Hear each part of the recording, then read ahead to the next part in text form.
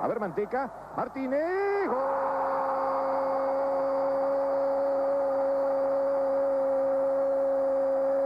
gol de Boca, 40-30 del primer tiempo, Martínez.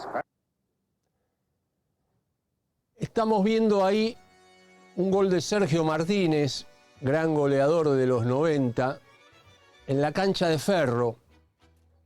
La particularidad, sobre todo para estos días, es que fue de penal. Ocurrió hace 30 años. Tampoco es que lleva tanto tiempo Boca sin convertir por esa vía, pero ya se acerca a paso firme a las 30 fechas de torneo local. Y para recordar sobre todo las circunstancias de aquel torneo Clausura 93, tenemos esta vez como invitado en No se metan con Boca al amigo Juan Manuel. Muchos lo deben conocer por su denominación tuitera, Cabeza de Boca. Sí, por culpa de estos gorros. Este gorrito, que además es contemporáneo de aquella época. Sí, literalmente es del verano del 93. O sea, Boca sale campeón en diciembre. Y bueno, el estado de ánimo... Claro, daba para comprar todo. Daba para comprar incluso cerveza. Sí, sin alcohol. Esa es la No, está bien, acá cuidamos la salud sobre todo. Porque estaba toda la gama, digamos. Y surge un merchandising importante, con muñequitos de los jugadores. Acá vemos a Alberto Márcico, acá lo tenemos a Carlos Navarro Montoya. Vamos a ponerlos separados. Si pudiera elegirme, yo preferiría a Alberto Márcico. Bueno, dale. No es por nada, pero bueno. Que quede ahí el Beto. Al mono lo traemos acá, sacándola al costado del palo. Y acá tenemos otra con la rutilante incorporación de ese verano, que fue Alberto Federico Acosta. La primer ¿Se enojó la gente de San Lorenzo que vino a Acosta? Noticia, hoy, o sea, si lo miramos con los ojos de hoy, es una bomba atómica. Acosta era ídolo de San Lorenzo, goleador del campeonato de la Apertura 92, y era un poco un símbolo de ese equipo de San Lorenzo que peleó el campeonato con Boca, no hasta la última fecha, pero hasta faltando 3 Sí, recordado partido en la cancha de River. Bueno, que ahí no estuvo mal traer. Él se pierde un gol justamente, y en la respuesta llega el tanto del paraguayo Cabañas. Sí, así que la llegada de Acosta, el 2 de enero del 93, firma con Boca, se saca la foto de rigor con Heller, y elige una primera declaración que fue fuerte, ¿no? Porque él dice, yo no voy a mentir que soy hincha de Boca, toda mi familia es de River, mi vida es de San Lorenzo, pero bueno, vengo al desafío de jugar para esta gran hinchada. Entonces, bueno, yo lo que noto de ese verano ahí, al toque, empiezan a caldearse los ánimos. Claro, porque, a ver, la presencia acá de Juanma obedece a que nosotros venimos hablando con frecuencia sobre las recurrentes crisis que tiene Boca. Yo considero que él es un gran especialista, un arqueólogo, diría, de crisis boquenses. Y me parece que esa de 30 años atrás marca como una tendencia que se instaló. Vos tenías un diagnóstico preciso que a mí me gustó bastante. Me dijiste algo así como, es la primera crisis que nos cuentan. Bueno, yo esa la valoro mucho, esa crisis de Boca, porque tuvo dos características inéditas para la época. Hoy no, hoy ya tenemos la piel curtida, y cada día que prendemos la tele hay una crisis. Y no nos sorprende nada ya, ¿no? Ex Boca, pisó una paloma. Entonces, bueno, ya las reglas de juego las tenemos claras. Pero en aquel momento, 30 años antes, yo creo que nos sorprendió a todos. Exacto. Nos Nos agarró Porque el frío. equipo venía de salir campeón, de lograr un objetivo postergado durante mucho tiempo, Exacto. y se armaba en ese torneo en el que no jugaba Copa Libertadores, hay que recordar esto, porque el sistema de clasificación te llevaba a Lo que pateaba más para recién el la otro año, jugabas sí. en el 94. Que de hecho Boca va a integrar un auténtico grupo de la muerte con Vélez, campeón en ese clausura 93, Palmeiras y Cruzeiro. Entonces, con el plantel campeón, jugadores de mucha jerarquía, liberados ya de esa mochila que significaba no poder darle el título local a la gente durante más de una década, y con un par de refuerzos de jerarquía, Beto Acosta, Alejandro Mancuso, también, También fuertes. jugador de nivel. Lo peleó Independiente hasta lo último, se tragó por un tema económico y José Luis Villarreal se va de un día para el otro, faltando 3-4 días para que empiece el campeonato, y Boca abrocha a Mancuso. Bien. Entonces, la expectativa del hincha era repetir, porque... Estaban dadas las condiciones. Exacto, mismo técnico, por supuesto, Oscar Tavares. Y sin embargo, después de un verano normal, se le gana un partido a River, hay 2 empates. Hay una derrota que significa el corte de un invicto histórico. Fueron 13 partidos. Sí, la famosa racha que construye Tavares desde que llega. Exacto, y que termina de consolidar la paternidad sobre el clásico rival. Pero de golpe, después de un debut muy auspicioso, con goleada en el clausura, nos enteramos de que está todo mal. Sí, nos enteramos de un día para el otro, y lo que tiene interesante esta crisis es que justamente, a diferencia de otras crisis que veníamos viendo en Boca, acá no vimos lo que pasó, nos contaron. Exacto. Te pongo un ejemplo, ¿no? En el 84, bueno, huelga de jugadores, había problemas de salario, equipo juvenil. Boca, si bien no peleó el descenso nunca, siempre estuvo de mitad para abajo en la tabla. En el 85, bueno, Boca más o menos se rearma, pero una seguidilla de muchos partidos sin ganar provoca que Di Stéfano renuncie. Sí. Toda la vista. En el 86 el equipo se rearma, pero se arrastra por el clima electoral, las famosas elecciones entre Alegre y Armando se llevan puesto a todo el club casi, en cuanto a la tensión que había. En el 87 el técnico pide licencia por salud antes de la liguilla. Boca pierde esa liguilla con Independiente, firma con el Atlético. Un gol de Comas, que la pelota entró y no lo dieron. En la ida, en la vuelta hay un gol de Comas anulado porque la bajó con el pecho mano. Bueno, Menotti se va de un día para el otro. Gatti firma... A España. A España, Atlético de Madrid. Gatti firma el famoso spot de la UCR, viene Saporiti, el arranque es pésimo de Saporiti, se tiene que ir. Bueno, una crisis ahí a la vista de todos. En el 88, bueno, Pastoriza se anima a sacar a Gatti, un símbolo de Boca, y pone de arquero titular a un arquero que había llegado hace 2 semanas. En el 89, Carlos Fernando. Exacto, el mono, ahí está, ahí lo tenemos. En el 89, Pastoriza pelea el campeonato hasta el final contra Independiente, no lo puede ganar, se tiene que ir.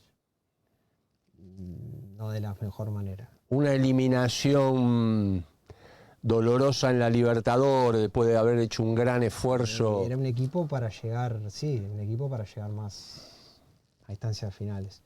En el 90, el ciclo de marca había empezado bien, tuvimos la Supercopa, Exacto, la Recopa, cancha Independiente.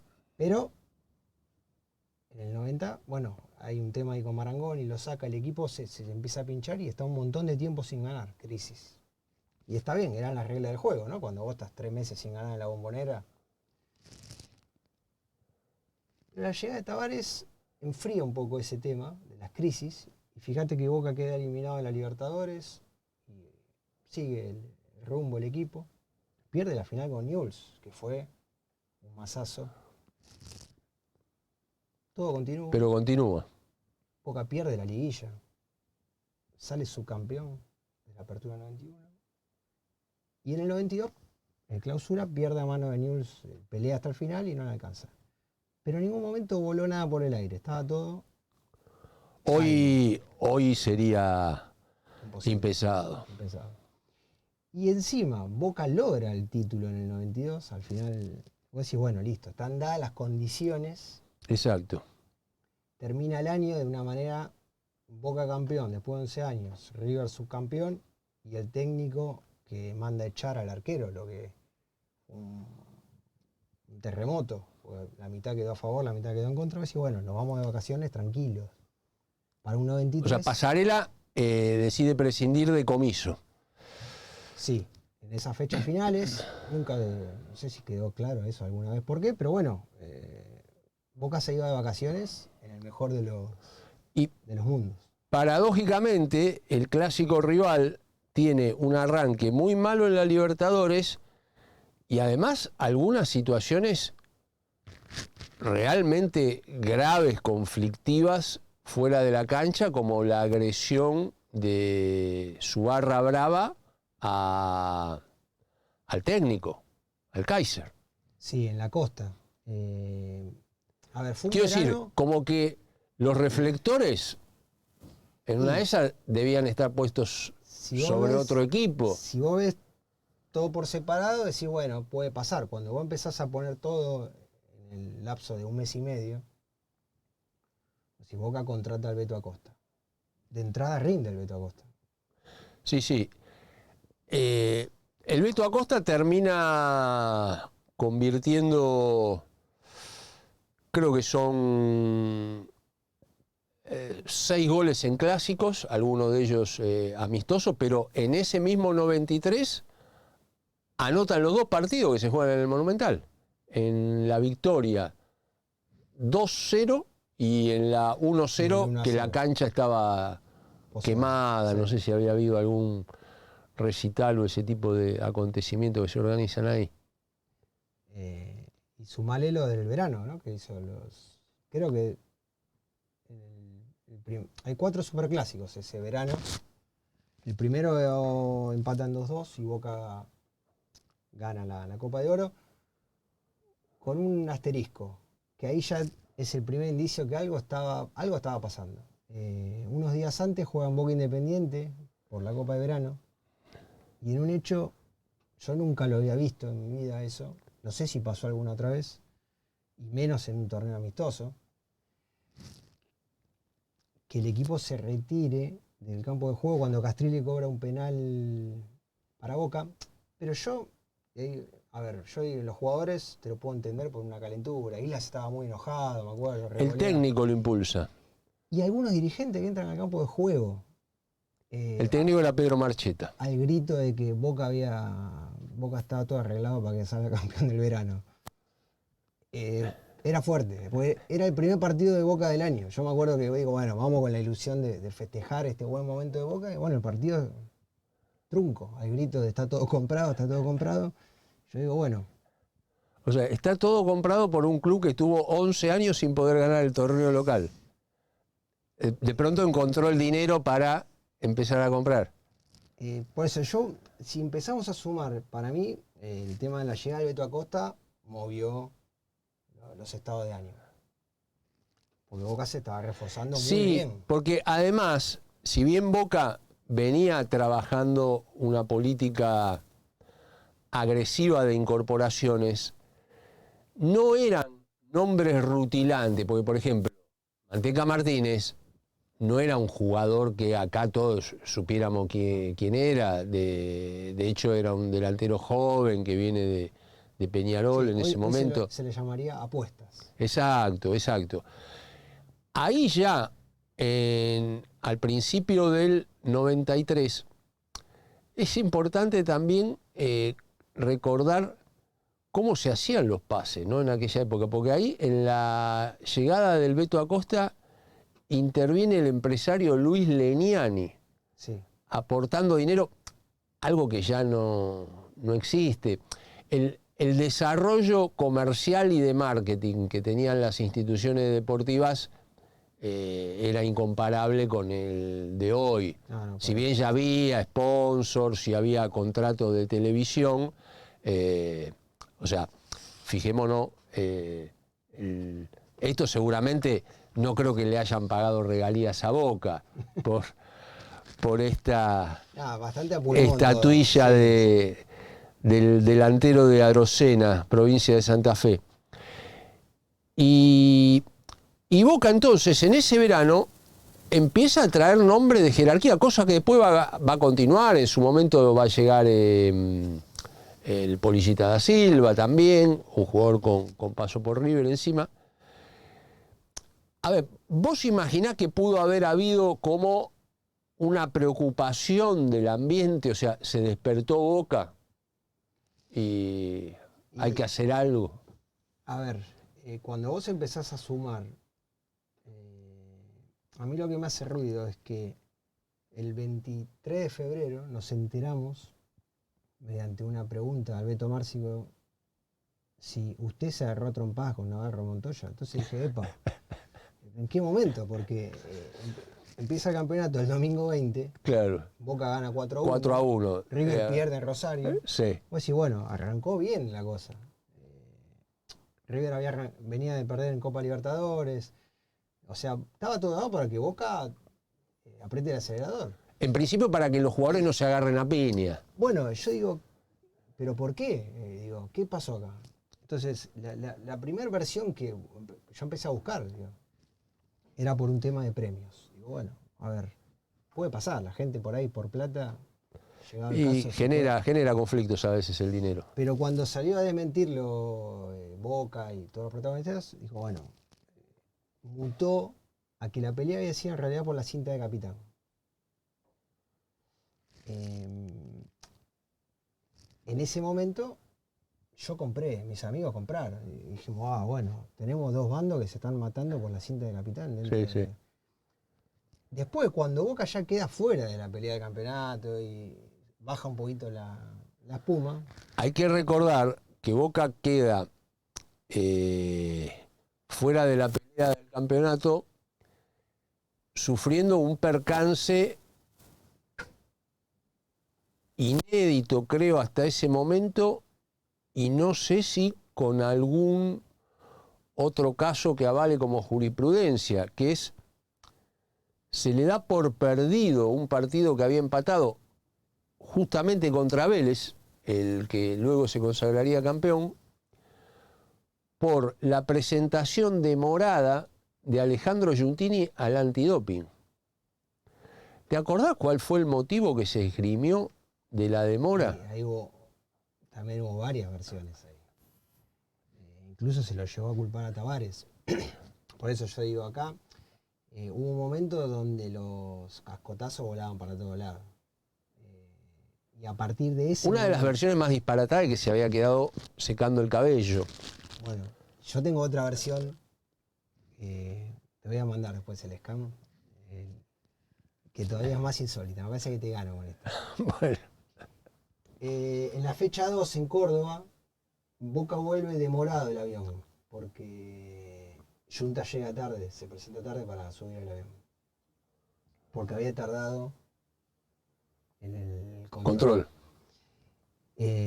La versión decía que el grupo enfrentado, el grupo de las Palomas y de algunos neutrales, querían devolverle la gentileza y hacerlos esperar en el micro. O sea, pongámonos 30 años atrás. Vos decís, bueno, esto pudo haber pasado. Hoy lo ves y decís, nada, esto es imposible, seamos serios. Ahora, hoy por supuesto con redes sociales, con tantas plataformas, con gente que desde su teléfono se transforma en un propalador de noticias, surge cualquier cosa, se dice absolutamente de todo, Sí. sin ninguna constatación. Sobran las pruebas. Sí. Ahora, en aquella época no era así. Y de hecho, estamos hablando en 1993, por ejemplo, Teis Sport no existía. No. El diario Olé no había salido. No, tenías muy poco para... Disney no había desembarcado. La palabra oficial, la Biblia del deporte, como se autopromocionaba, era la revista El Gráfico. Sí. Ahí es donde se empieza a develar este feroz enfrentamiento entre dos sectores Sí, de... de buenas a primeras, pero después cuando baja la espuma un poquito, corren los meses, nos enteramos que en realidad ni hubo trompadas por la cinta de capitán, ni hubo trompadas por los premios. Eran dos grupos que por afinidad, Como hay en casi todos lados, ¿no? como pasó y pasará. Entonces no era para tanto. El problema es que se lleva puesto, a mí lo que me dio lástima en su momento, se lleva puesto a Tavares. ¿Y te parece que ese antecedente pudo haber servido como base para decir Boca, que es tan fuerte en un montón de aspectos, ahí tiene un costado débil? O sea, vos instalás que en Boca hay un problema y a partir de ahí los resultados negativos cuando se producen Exacto. son consecuencia de eso. Exacto. O sea, no es que Boca no salió campeón en el Clausura 93 porque apareció un Vélez muy sólido, al que le metieron 7 goles en 19 fechas, con el liderazgo de Chilavert, con Bianchi al mando, sino que Boca se pierde el título por la pelea entre dos de sus referentes. Y así funcionó aquella vez. En la fecha contra Huracán, las primeras fechas. Mira, ahí tenemos justamente... Bueno, eso es con San Lorenzo. Ahí sí Boca pierde un domingo a la mañana 4-3, pero ahí ya estaba, digamos, el horno no estaba para bollos a esa altura. Igual... Boca polémico, ¿no? Esa volanta tiene una vigencia larga ya. Este partido, a ver, marcó un poco lo que iba a quedar del campeonato para Boca. Iba ganando, se lo da vuelta, erra un penal sobre el final, lo pudo haber empatado Boca, es verdad. Pero bueno, el culpable quedó la interna. Exacto. Pero a partir de la instalación de esto, yo el primer registro que tengo es el 20 y pico de febrero. A partir de ahí, cada traspié de Boca era por culpa de exacto. Entonces, De los ejemplo, halcones y las palomas. Hay un 1-1 en cancha Huracán, donde a Tavares prácticamente se lo fusila en un paredón, exigiéndole que tome medidas. Lo que pasa que era la fecha 4 o 5, porque viene Lanús, sí, la fecha 5 creo que era. Y Tavares, lo que empezó haciendo equilibrio, después llega un momento donde Tavares termina diciendo, bueno, córtenla con la interna, no me voy a ir, porque la pregunta que venía después era, ¿pero usted va a aguantar hasta fin de contrato o se va antes? Entonces, era eso todos los partidos. Vos sabés que esa salida de Tavares, que se clasifica campeón en la recordada jornada del 20 de diciembre del 92 y no llega a completar un periodo de 6 meses, o sea, no completa el torneo siguiente, es una situación que después se dio fatídicamente con casi todos los técnicos de Boca campeones.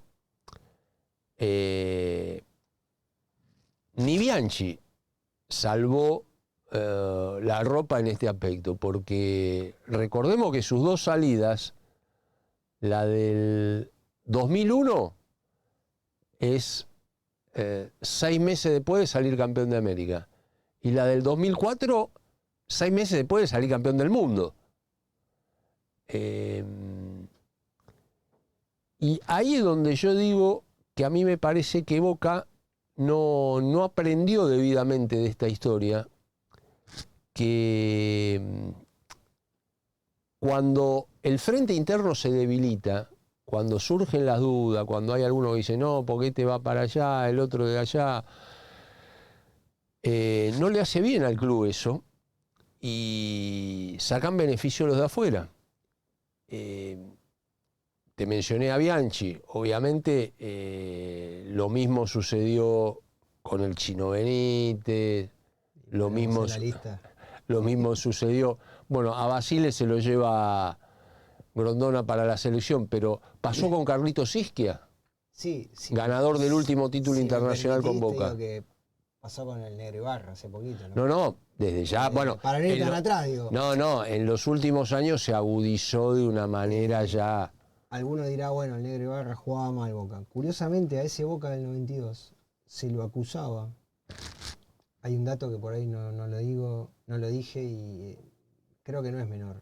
Se lo acusaba de, bueno, jugar mal, de tener pocos delanteros, de tener desacoples defensivos, pese a que estuvo 9 o 10 partidos sin recibir goles. Y hay una aparición de Víctor Hugo los primeros días de enero. Sí. Del 93. Víctor Hugo Morales. Víctor Hugo Morales. Bueno, hablando muy bien de River y de San Lorenzo, cómo habían jugado y que Boca no había dado la talla. Palabra más, palabra menos. Bueno, en aquel momento fue muy fuerte aquello porque Víctor Hugo era palabra santa también en cuanto a relatores. Sí, claro. Estaba Panchito Caldiero en Boca, ¿no? Pero bueno, hoy a la distancia uno ve que este modus operandi que se da casualmente o no casualmente, de que termina dinamitando cualquier proceso de Boca. Desde alguno que puede llegar a ser bueno como era el de Tabárez, que ya tenía todo el año 91, todo el año 93. No, además, un proceso del que no se podía cuestionar la seriedad.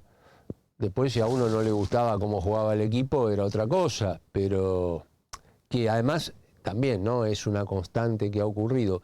Vos fijate que otra característica que se da con frecuencia es que los mismos técnicos que cuando están en Boca son interpelados fuertemente, yo recuerdo algunos de los diálogos estos muy incisivos contra el maestro, una vez que van a otro lugar pasan a ser sujetos dignos de admiración.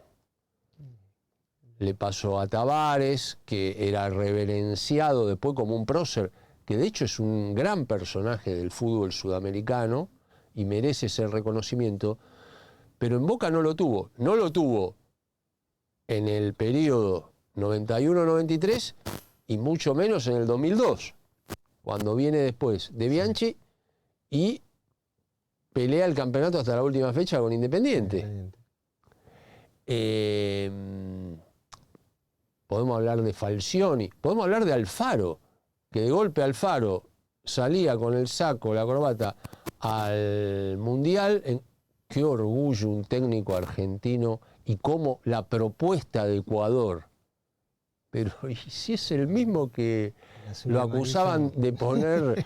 Claro, y Ecuador, bueno, tiene los mismos colores, pero evidentemente la disposición. Claro, ahí, eso es lo que yo a veces digo que por ahí a algunos los enloquece. Yo digo, Basile, cuando estaba en Boca, no, improvisado, juega a la que te criaste, le tiran la pelota a Palacio, centro para Palermo, sí. Vilo corre por el costado, se va. Coco, qué personaje el Coco. Sí, bueno, qué figura entrañable del folclore nacional. ¿Cuántos códigos? Los códigos del Coco.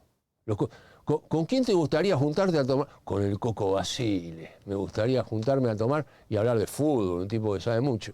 Pero y en Boca, que ganó 5 campeonatos seguidos, ahí no pasaba nada. Y bueno... seguimos con Russo, ¿no? O sea, Russo, bueno, Russo también, que salió campeón de la Libertadores, también a los 6 meses para la casa. Y cuando viene a Boca, en este último ciclo, y no el equipo sin identidad, no se sabe a qué juega, y le tiran la pelota larga a Villa, y algún gol de Tevez o de Salvio, y se va. Está en Central ahora, que el viejo maestro vuelve a Rosario para transmitir sus conocimientos Sí, da que a sospechar. la fervorosa Sí, sí. parcialidad canalla. Sí, da que sospechar eso. Es una cosa... Bueno, cuando se produce con tanta frecuencia, uno dice, acá hay un parámetro, hay, como decís vos, un modus operandi. Hace 30 años por No, ahí que no lo vinculen con temas delictivos, ¿no? Delincuenciales, pero... modus operandi un patrón, digamos. Exacto. Hace 30 años por ahí Boca mucho no podía hacer, porque ¿dónde dabas la pelea esa? De que en realidad no se habían agarrado a trompar a los jugadores. Hoy, 30 años después, creo que sí se puede dar esa pelea en el buen sentido de marcar la agenda, marcar la cancha, y por lo menos aclarar cuando las cosas ves que te van a llevar puesto. Bien. ¿Cuántas crisis calculás que de acá? Mirá, ahí dice, este golazo apagó un incendio. Habíamos abierto con el gol de Manteca Martínez a Ferro. El segundo gol fue también de Manteca. Las caras ahí del Beto Acosta, Tapia, Márcico, no parecen la de gente muy conflictuada. Incluso... Vamos a leer lo que dice debajo del título. Incluso se abrazan Navarro, Montoya y Márcico después de ese triunfo. Sí. Como para desmentir un poco la... Dice, Tavares estuvo muy cerca de la renuncia. Esto siempre es difícil. Es como el otro día que algunos ponían, ¿no? Incluso muchachos que supuestamente cubren a Boca y defienden los intereses del club. Estuvo cerca de perder.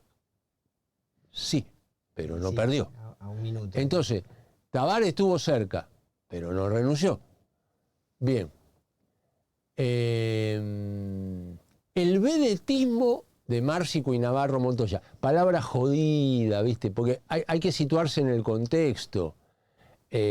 Hoy, donde tenemos mucho más aceptado los temas... Hay otra mirada hoy. Exacto, mucho más contemplativa. Pero la palabra vedetismo en el año 93 era hiriente. Era una palabra hiriente. El que la puso lo hizo consciente de que era una palabra que molestaba. Y bueno, el objetivo era ese, ¿no? Dividir las aguas. O sea, imagínate que ponías ese título en el 65 con Ratín y el tanque Rojas.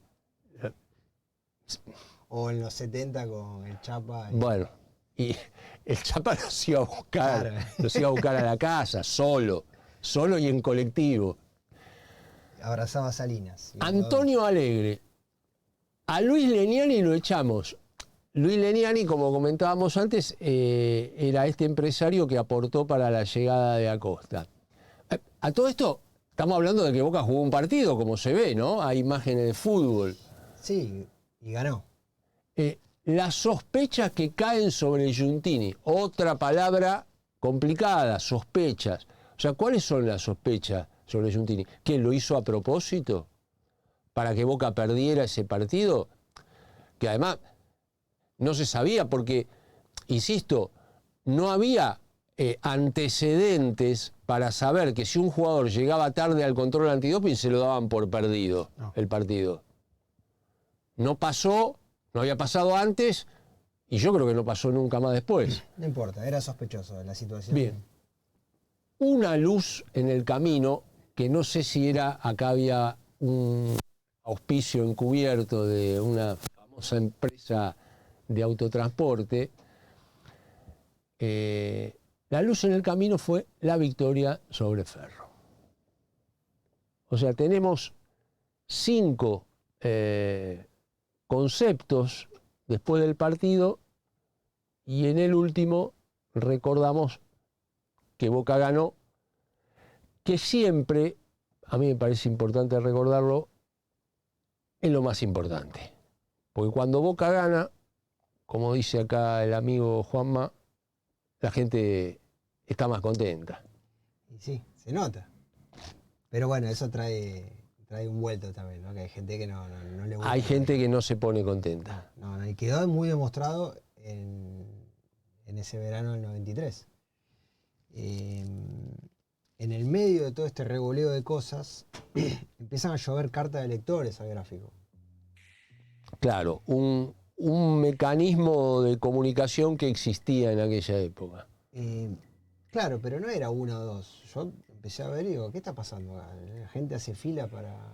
Y todas más o menos en el tenor de, bueno, córtenla con Boca, basta de Boca. Alguna con por ahí las formas un poco más cuidadas, otra no, córtenla, Boca, aunque Boca es el pueblo, ¿de dónde sacaron eso? Iban todas en ese camino. Evidentemente molestó el campeonato de Boca del 92. Y bueno, durante el 93 se armó todo esto, uno atrás de otro. Y bueno, lo más curioso es que antes de empezar el campeonato, Boca ya tenía la crisis adentro. Claro. Y le costó superarla porque para volver a salir campeón del torneo local pasaron 6 años. Hoy nos parece un periodo excesivo y ocurrió. Veníamos de 11 y se sumaron 6. Sí, se hicieron largos esos 6 años. Hasta que llegó el gran Carlos y encaminó las cosas manejando un poco también el concepto este de evitar las internas, los conflictos, silenciar. Recordemos cuáles son las decisiones fuertes que toma, cuáles son los jugadores que quedan al margen. Sí. Y cómo dejó de haber durante su ciclo integrantes del plantel que hicieran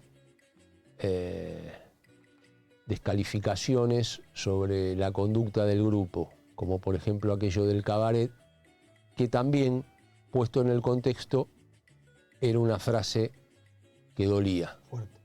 Y bueno, dejó de haberla después del 98. Fíjate que Bianchi igual, lo que es tener el pulso, tampoco fue color de rosas ese Apertura 98. No. Porque ese Boca era muy criticado en las primeras fechas porque recibía muchos goles. Sí, sí. De hecho, hay un partido Con Argentino Junior. Bisagra, exactamente, donde él en la conferencia de prensa para todo y dice, bueno, no me pregunte más por Córdoba, Córdoba va a ser el arquero, porque la crisis estaba ahí. Es que siempre hay, cuando está enfrente el técnico de Boca, el pelotón de fusión. no, del otro lado parece que es la legión extranjera. Sí. Es un ejército dispuesto a todo. No se ve lo mismo cuando hay conferencias en otros lados, pero no importa. Juanma, vamos redondeando acá. Yo te agradezco mucho esta visita, espero que se repita. No, le agradecido soy yo por estar acá. Porque algunas crisis tenemos para contar y las que podemos llegar a tener de acá hasta el próximo partido. Bueno, es el jueves, juega Boca. Sí. Y después juega... No, está bien, tenemos tiempo seguro de que surja. Y algo va a aparecer. Juega la selección, que eso en una de esas distrae, pero siempre, viste, puede haber alguno. Por ejemplo, ¿está cerrado lo del contrato de Aaron Anselmino? ¿Viste? Y en una de esas aparece. Claro, vos lo decís así y ahora me voy con la duda. Ahora me voy con la duda y me voy preocupado. Yo digo, bueno, listo, con esto hacemos un poco de catarsis, pero ahora, bueno, ese tema no es para descuidar. Bueno, los esperamos la próxima y prometemos, en caso de que no se produzca el milagro, arrancar con algún golcito de penal.